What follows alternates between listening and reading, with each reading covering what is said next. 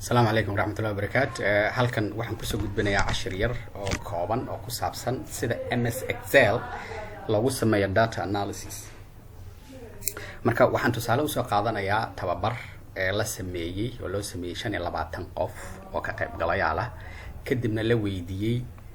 10 su'aal oo ah satisfaction survey questions oo noocan oo kale waa taqaanaa su'aalaha noocan oo kale la weydiiyo ka qaybgalayaasha kadib markuu tababarka dhamaado 10 ka su'aal ayaa la weydiinayaa kadib waxaa la ogaanayaa in muxuu ahaa tababarkaas uu hergelay hadafkii laga lahaa iyo ujeedkii laga lahaa iyo waxyaabihii ay ka filayeen dadka ka qaybgalayaasha in la gaaray iyo in kale lagu ogaanayo. Marka kadib waxaa la sameynayaa report waa taqaanaan training report la qoraa markii tababarada la sameeyo. Reportkaas ayaa waxa gadaal looga dejiyaa xogtii ka soo baxday qoraalada noocan oo kale ay sameeyeen dadka survey ilmaha dadka laga qaaday ka qaybgalayaasha laga qaaday xogtii ka soo baxday oo la falanqeeyay analysis lagu sameeyay ayaa gadaal looga rakibaa. waxaa markaas la rakibaa wax u eg noocan oo kale haddaan tusaale u soo qaato waa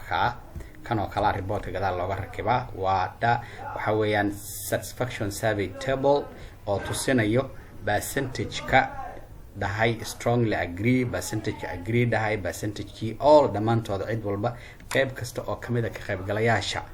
sida ay uga falceliyeen su'aalihii 10 ahaa la weydiiyay iyo si toos u tusinaya. halkana waa visual representation macnaha waxa weeyaan muuqaal ahaan ama chart shax oo kaleete yaa lagu sameynayaa qaabkaas ama taqaana jaantus wanaagsan oo muuqaalkaas la lagu sameynayo noocaas lagu sameynayaa. Marka horaan u gelayaa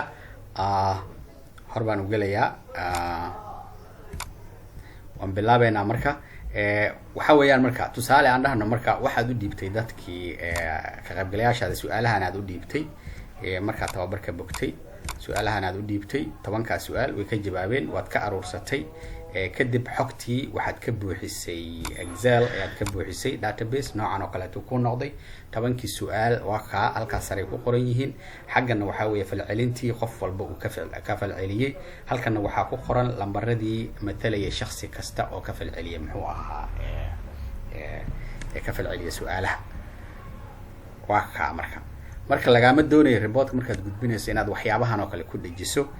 waxa laga doonayaa kuwan inaad ku dhajiso tana laga doonayo inaad gadaal kaga rakibto oo sida qofka muxuu ahaa akhrinaya reportkaaga ama adiga aad ku report garayso madaxdaada uu si wanaagsan wax la fahmi karo oo macquul ah uu muxuu ahaa uga arko kadibna maxay ahayd sacab thank you amal uu ku dhaho. Marka arrintan waxay qosaysaa marka waxyaabahan dadka evaluation ka sameeya ama dabagalada MNE ku shaqale MNE dadka ku shaqale dadka evaluation ka muxuu ahaa dabagalka marmarka qaar dhaco iyagana ku shaqale waa sida consulting firms ka iyo waliba dadka tababarayaasha ama macallimiinta tababarayaasha fududeeyaasha facilitators training facilitators ayuu mataqaanaa quseeyaa cashirkan. Marka qaybtaas halkaas aan ku soo gabagabeynaya waa hordhici koobaad qaybta labaad u diyaar garow insha Allah. Assalamu alaykum warahmatullahi wabarakatuh.